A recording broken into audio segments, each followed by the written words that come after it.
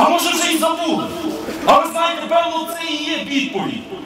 А може 20 років пройшло, коли, починаючи з кінця 80-х, початку 90-х років, проводили тут антикомуністичні мітинги, люди очевидці розказували, фільми були, конференції були, різні інші заходи, то пам'ятали про комуністичний терор. А може нас заспали впродовж цих 20 років і забули, як це? Але давайте згадаємо, подивимося, як це робили наші сусіди, ті самі Прибалти. Ви що думаєте, те, що творилося в Естонії кілька років тому назад, ота російська провокація, то що, не подібне те, що так у Львові зараз хочуть зробити? Аналогічно. Москва не терпить ті нації, вона не терпить ті нації і народи, які були під нею і які сьогодні демонструють, що вони можуть самостійно жити. Згадайте, який був план на 9 травня. Вони спочатку оголосили про ухвалення закону про червоні прапори. Закон, який ухвалювався абсолютно з усіма порушеннями українського законодавства і української конституції. Бо чітко в українській конституції написано чорним по білому питання державних символів, тобто прапорів, вирішується парламентом тільки конституційною більшістю. Більше як 300 голосів. Проголосували 260. Регіони, комуняки, литвинівці і тушки. Але це не 300 голосів. Це було зухвале порушення українського законодавства і демонстрація, що їм байдуже український закон. Але вони йшли далі. Вони задекларували червоний прапор. Це вже, знаєте, не має значення, як вони там придумували прапор перемоги і 30-ї чи якоїсь іншої дивізії. Це вже зовсім друге. Головне, що цей прапор мав бути червоним, і він мав бути на державних адміністративних будівлях. І наступне, вони анонсували 2000-й похід вулицями Бандерівського Львова. Мав пройтися отут 9 травня і мали пронести червоні прапори, в тому числі оце величезне 30-метрове полотнище. Всі патріоти зрозуміли, що час прийшов себе захистити.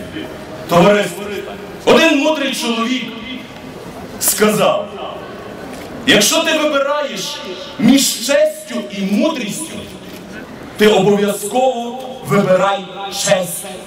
Тому що в цьому є якраз велика мудрість. І через те львів'яни, організовані львів'яни, не могли допустити цієї провокації. Дякувати Господу, в місцевих радах Галичини, Львова, Тернополя, Франківська вдалося проголосувати рішення, і ніяких червоних прапорів ніде в нас тут в Галичині на адміністративних будинках не висіли.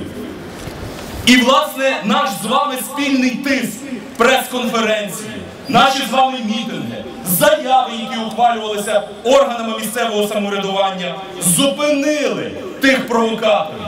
Вони не приїхали сюди тим маршем, бо розуміли, що і було рішення суду, яке було нами, Львівською громадою ініційоване, було рішення місцевих органів самоврядування, і вони побоялися організувати навіть ту свою провокацію.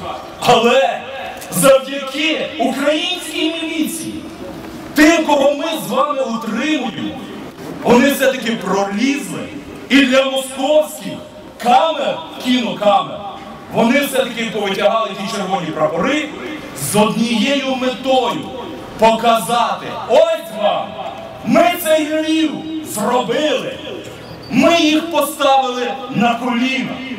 Це, товариство, класична схема, московська схема і бандитська схема. Як чинять бандити в побуті? Для того, щоб опанувати якусь майбутню жертву, вони спочатку цю жертву, даруйте за сленг, опускають.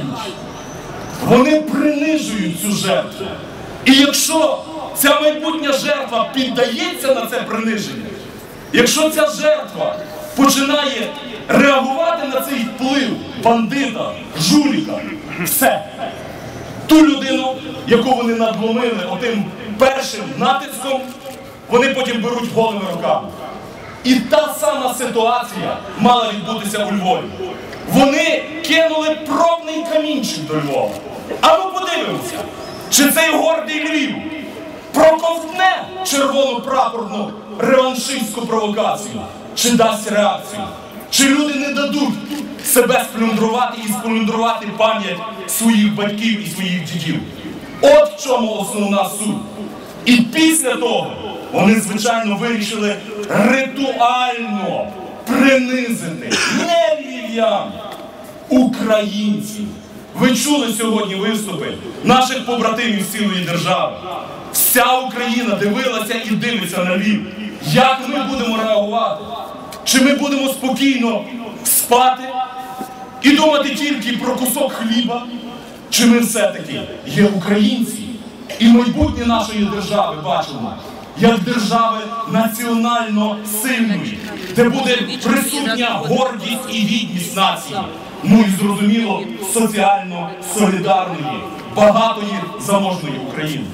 Тому «Свобода» далі і далі наголошує на гармонійному поєднанні сьогодні двох основних факторів, заради яких потрібно боротися. Це є питання національної справедливості і соціальної солідарності. Товариство, нація, яка не має честі, вона не буде мати хліба. А якщо і буде мати хліба, то дуже мало, і дуже чорного, і дуже щерствілого. Нація, яка забуває про свою гордість, забуває про своє минуле і не вміє навчити своїх дітей того, чого тебе вчили твої батьки і діди, вона не має жодних абсолютно перспектив. І тому сьогодні ми кажемо, справа та не тільки в тому червоному прапорі, в тій червоній шматі. Бо через ту червону шмату, через приниження, ритуальне приниження львів'ян, через отой пробний камінчик мало йти інше. А що інше? Якщо львів'яни не реагують на червоний прапор, спокійно, задоволено, сито собі сидять вдома, значить можна завтра, чим далі, тим більше підвищувати ціни на продукти харчування. Значить, можна завтра підвищувати житлово-комунальні послуги. Значить, без проблем завтра можна продавати землю. А це є трильйони грошей.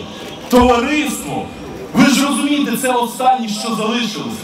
Не реагують львів'яни на найболючіше, що для нас завжди було. Червоні прапори, комуністичне минуле, нав'язування сталінських комуністичних цінностей. Значить, можна